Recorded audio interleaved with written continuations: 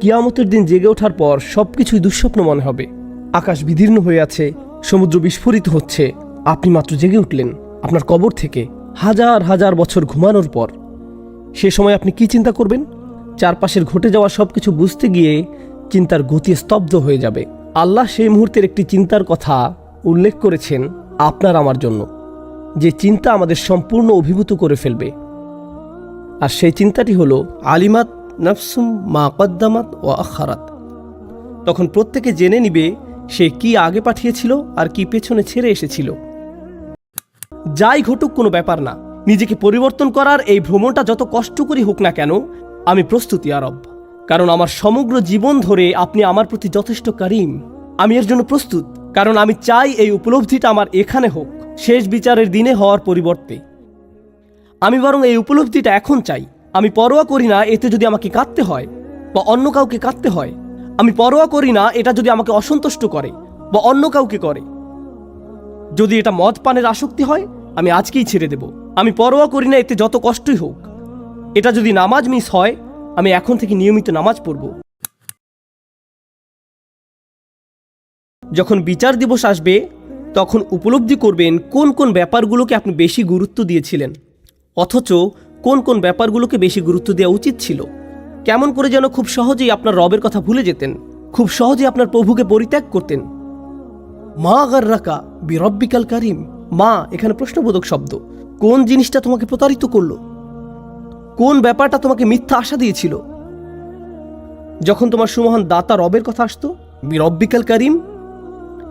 এই প্রশ্নটি কোরআনের অন্যতম অন্তর্বিদ্ধকারী প্রশ্ন, হৃদয় ছিদ্র করা প্রশ্ন। ইয়া আইয়ুহাল ইনসান মা গাররাকা বিরব্বিকাল কারিম।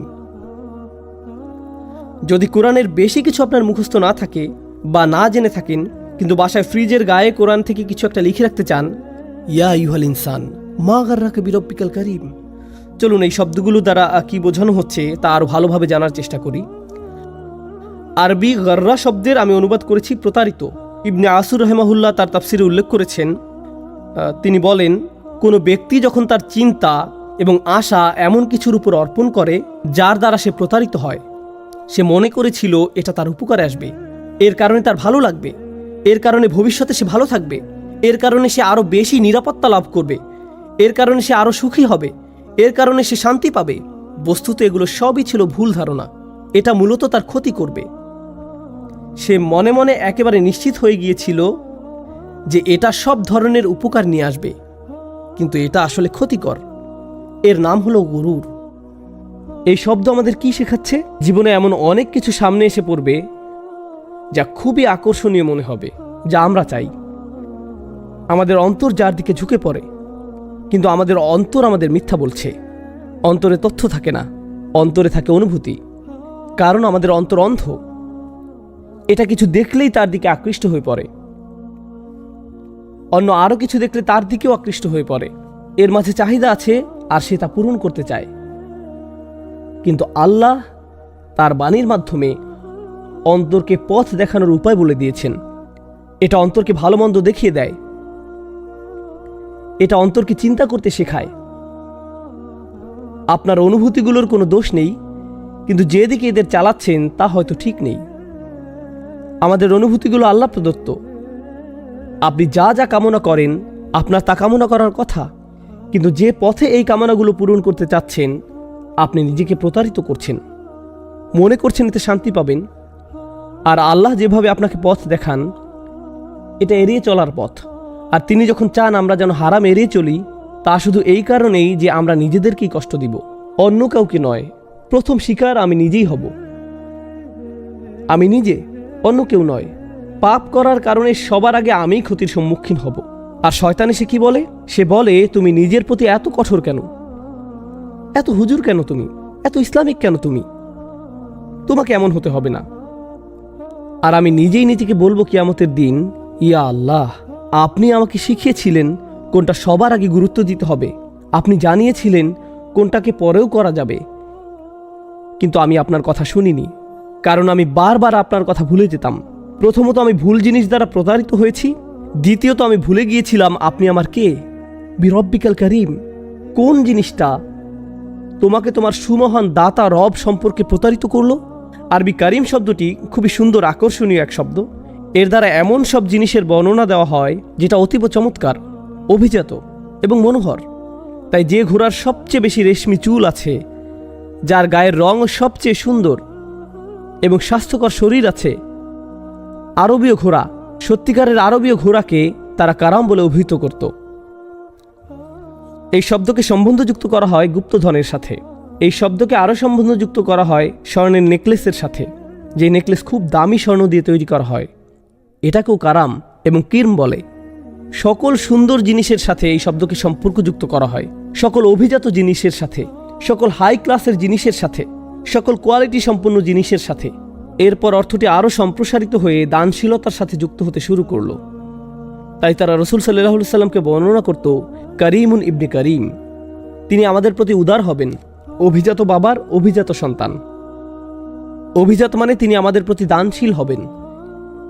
আল্লাহ স্বয়ং এতই মহান, উদার এবং দানশীল যে আমরা তাকে ভুলে গেলেও তিনি আমাদের সাথে দয়ালু আচরণ করেন।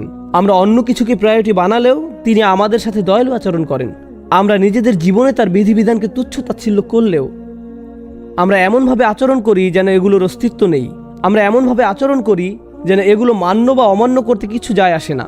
তবুও এর বিনিময়ে তিনি আমাদেরকে সাথে সাথে অপমানিত করেন না। তিনি আমাদেরকে মানবতার সামনে অপমানিত করেন না। তিনি এমনটা করেন না। তিনি মর্যাদাপূর্ণ উপায়ে আমাদের সাথে আচরণ করেন। তিনি আমাদের প্রতি করিম। তিনি সব সময় এমন ছিলেন। আমি মোটেই তার অনুগ্রহের কোনো বিনিময় প্রদান করি না, বারবার তাকে অগ্রাহ্য করি এবং তিনি যা করতে বলছেন সেটা অগ্রাহ্য করি। আমি দ্বিতীয়বার এটা নিয়ে আর চিন্তাও করি না। আমি ধরে নিয়েছি আল্লাহ শুধু দিয়েই যাবেন। তিনি সব সময় আমার যত্ন নিয়ে আসছেন। তিনি বুঝেন, এটা কোনো ব্যাপার না। কিন্তু শেষ বিচারের দিন আমি বলবো না আল্লাহ বুঝেন। সেই দিন আমি কপাল চাপড়িয়ে বলতে থাকবো, হায় কি করলাম আমি। আলিমাত নাফসুম মা কদ্দামাত ও আখারাত।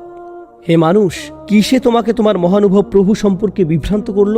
এরপর তিনি কিভাবে মহানুভব? আল্লাযী খলাকাকা ফাসাওয়াকা ফাআদালাক ফি আইয়ি সূরাতিন মা শাআ রাক্কাবাক। যিনি তোমাকে সৃষ্টি করেছেন, অতঃপর তোমাকে ভারসাম্যপূর্ণ করেছেন যেন তুমি দুই পায়ে হাঁটতে পারো। তিনি তোমাকে ভালো মন্দের পার্থক্য করার যোগ্যতা দিয়েছেন। মানুষ হিসেবে তিনি তোমাকে ভারসাম্যপূর্ণ করেছেন। ফাসাওয়াকা, তিনি তোমাকে সুঠাম করেছেন, তোমাকে ব্যালেন্সড, ন্যায়পরায়ণ এবং সুন্দর আকৃতিতে সৃষ্টি করেছেন। ফি আইয়ি সূরাতিন মা শাআ রাক্কাবাক, তিনি তোমার জীবনকে ধাপে ধাপে এগিয়ে নিয়েছেন। এগুলো তার ডিজাইন। কিন্তু এই সবগুলো ক্ষেত্রে আমাকে দিয়ে যত দুঃসাহসিক কাজ তিনি করিয়েছেন, যত কঠিন সময় তিনি আমাকে ফেলেছেন, যত পরীক্ষায় তিনি আমাকে অবতীর্ণ করেছেন, যত মানুষ আমার জীবনে এসেছে, যত মানুষ আমার জীবন থেকে হারিয়ে গিয়েছে, এই প্রতিটি ক্ষেত্রে আল্লাহ আমাকে একটি ভ্রমণের ভিতর দিয়ে এগিয়ে নিয়েছেন। সকল ক্ষেত্রে আমাকে দেখতে হয়েছিল কোন কাজটা বেশি অগ্রাধিকার পাওয়ার যোগ্য ছিল আর কোনটা ছিল না। কখনো কখনো আপনি আল্লাহকে ভুলে যান। তখন কোনো এক ব্যক্তি হয়তো আপনার প্রায়োরিটি হয়ে যায়।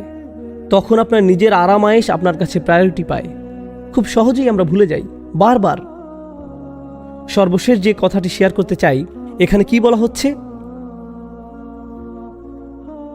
এই ব্যাপারটা ব্যাখ্যা করার জন্য আসন্ন উদাহরণটি আমি আগেও ব্যবহার করেছি, কারণ আমি শিক্ষকতা পেশার সাথে জড়িত। যদি কোনো শিক্ষক ক্লাসে এসে ছাত্রদের কোনোদিন শাসন না করেন, কখনো না, তিনি শুধু ক্লাসে আসেন আর দেখেন যে কিছু বাচ্চারা নিজেদের ডেস্কের উপর লিখছে, অন্যদিকে একজন আরেকজনের গালের উপর কিছু একটা আঁকছে, ক্লাসের আরেক প্রান্তে এক গ্রুপ একে অন্যের দিকে বই ছুঁড়ে মারছে, আরেকজন এদিক ওদিক পেন্সিল ছুঁড়ে মারছে, আর শিক্ষক সব সময় ভালো স্যার, সব সময় কৌতুক বলে বাচ্চাদের হাসান, কাউকে কোনোদিন বকাঝকা করেন না, ভদ্রভাবে বসতে বলেন। হেই, তোমরা কি একটু বসবে সবাই? বাচ্চাদের কয়েকজন চেয়ারের উপর দাঁড়িয়ে ডান্স দিচ্ছে, অন্যরা অন্য কোনো দুষ্টামিতে ব্যস্ত, কিন্তু তিনি কাউকে কখনো শাস্তি দেন না, ধমক দেন না। সেই শিক্ষককে সবাই ভদ্র শিক্ষক হিসেবে জানে। এমন ছাত্র যে তাকে সম্পূর্ণ উপেক্ষা করছে, হেই আহমদ, তুমি কি একটু এদিকে আসতে পারো? কিন্তু আহমেদ এখন অন্য ছাত্রদের সাথে কথা বলছে। আহমেদ বলল, একটু থামেন, আমি আমার বন্ধুদের সাথে কথা বলছি। শিক্ষকের দিকে ফিরে বলছে, একটু থামুন টিচার, আমি আমার ভিডিও গেম কতটুকু এগিয়েছি তা আমার বন্ধুদেরকে বলছি এখন। এতক্ষণে অন্য সাধারণ একজন শিক্ষক হলে কি করতেন? ওই ছাত্র এতক্ষণে পরবর্তী ঈদের জন্য কোরবানি হয়ে যেত। কিন্তু এই শিক্ষক, তিনি নরম স্বরে বললেন, ঠিক আছে, তোমার কথা শেষ করো, তুমি যদি একটু এদিকে মনোযোগ দিতে আমি খুব খুশি হতাম। এটা তো অঙ্কের ক্লাস, প্লিজ একটু মনোযোগ দাও। না না, আমি জানি এটা অঙ্কের ক্লাস, আমি বুঝছি। আপনি কি আমাকে বিরক্ত করা বন্ধ করবেন? একজন ছাত্র এভাবে আচরণ করছে, কিন্তু শিক্ষক এর বিপরীতে শুধু ভদ্র আচরণ করে যাচ্ছেন, উদার আচরণ করে যাচ্ছেন, মহৎ আচরণ করে যাচ্ছেন। যদি শিক্ষক হিসেবে এমন আচরণ করতে থাকেন তখন কি হয় জানেন? মানুষ একেবারে আপনার গায়ের উপর এসে পড়বে। এই শিক্ষকের ভদ্রতার সুযোগে সবাই একেবারে তার গায়ের উপর এসে পড়ছে, এমনকি বাচ্চারাও। যদি এমন আচরণ অব্যাহত রাখেন তখন ছাত্ররা মনে করতে শুরু করে তাদের কিছুই হবে না, তারা মন্দ ব্যবহার করলেও, কারণ তিনি খুবই দয়ালু। অন্যদিকে আরেকজন শিক্ষক আছেন যিনি কড়া মেজাজের মানুষ। দূর থেকে ওনাকে ক্লাসের দিকে আসতে দেখলেই আপনি শটান হয়ে বেঞ্চে বসে পড়েন, মনে হয় যেন নামাজের জামাতে দাঁড়িয়েছেন। এমনকি এদিক ওদিকেও তাকান না। কেউ যদি কর্তৃত্ববাদী হয় তাকে দেখলেই শিরদাঁড়ায় কাঁপন শুরু হয়ে যায়। এখন এই শিক্ষক ক্লাস থেকে চলে যাওয়ার পর যদি ভদ্র শিক্ষক আসেন সবাই তখন যাক, এখন একটু রিল্যাক্স করতে পারবো, কারণ তিনি কারিম। জানেন আল্লাহ এই আয়াতে কি বলছেন? আল্লাহ তোমার প্রতি সবসময় কারিম ছিলেন, তার মানে তুমি কি এরকম অবজ্ঞামূলক আচরণ করতেই থাকবে? আমি তোমার সমগ্র জীবন ধরে তোমার প্রতি কারিম ছিলাম, তুমি আমাকে মান্য করলেও বা অমান্য করলেও। তুমি কি মনে করতে শুরু করেছো যে যেহেতু আমি তোমার প্রতি এতই কারিম, তোমার কাজের কোনো ফলাফল ভোগ করতে হবে না? আমি কি তোমাকে ভদ্রভাবে ভালোবাসা সহকারে বলিনি তোমার কাজের কর্মফল আছে? তিনি কি আমাদের জানান নাই যে বিচার দিবস কাকে বলে? তিনি কি বলেননি যে সমুদ্র ফুটতে থাকবে এবং তারকাসমূহ খসে পড়বে, আকাশ বিদীর্ণ হয়ে যাবে, কবরসমূহ খুলে যাবে? তিনি কি এ সমস্ত কিছু আমাকে জানাননি? তিনি কি তার অসংখ্য অনুগ্রহের কথা বলেননি? তিনি কি আমাকে একেবারে ঝাঁকি দিয়ে বলেননি? যখন তীব্র কম্পনের সাথে জিজ্ঞেস করা হবে, ইয়া আইয়ুহাল ইনসান, হে মানুষ, কিসে তোমাকে বিভ্রান্ত করলো, কিসে তোমাকে প্রতারিত করলো? গাররাকা অতীতকাল, গাররা নাসারার মতো অতীতকাল। এরকম অতীতকালীন ক্রিয়া দ্বারা বোঝানো হচ্ছে অনেক দেরি হয়ে গেছে। কিন্তু এই মুহূর্তে আমরা তো বিচার দিবসে দাঁড়িয়ে এটি পড়ছি না, আমরা তো এটা এখন দুনিয়াতে থেকেই পড়ছি। সুতরাং আল্লাহ আমাদেরকে ভবিষ্যতের একটি চিত্র দেখাচ্ছেন যেটা কিয়ামতের দিন ঘটবে, কিন্তু এখনই এই মুহূর্তে তিনি আমাদের এটা জানার সুযোগ করে দিয়েছেন।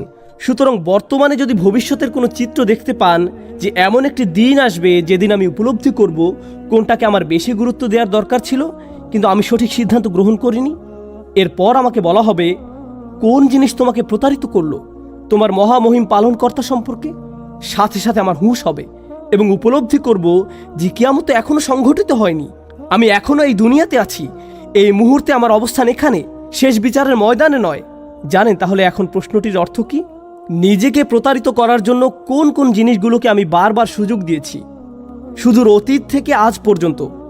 তা কি ছিল নিজের জীবনের সাথে সংশ্লিষ্ট কিছু মানুষ, নিজের কামনা বাসনা, নিজের লোভ লালসা, নিজের স্বার্থপরতা, নিজেকে প্রবোধ দেয়া মিথ্যাগুলো?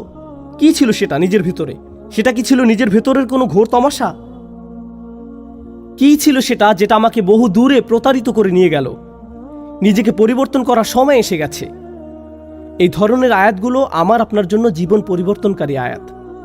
যাই ঘটুক কোনো ব্যাপার না, নিজেকে পরিবর্তন করার এই ভ্রমণটা যত কষ্টকরই হোক না কেন আমি প্রস্তুত ইয়া রব, কারণ আমার সমগ্র জীবন ধরে আপনি আমার প্রতি যথেষ্ট কারিম। আমি এর জন্য প্রস্তুত, কারণ আমি চাই এই উপলব্ধিটা আমার এখানে হোক, শেষ বিচারের দিনে হওয়ার পরিবর্তে। আমি বরং এই উপলব্ধিটা এখন চাই। আমি পরোয়া করি না এতে যদি আমাকে কাঁদতে হয় বা অন্য কাউকে কাঁদতে হয়। আমি পরোয়া করি না এটা যদি আমাকে অসন্তুষ্ট করে বা অন্য কাউকে করে।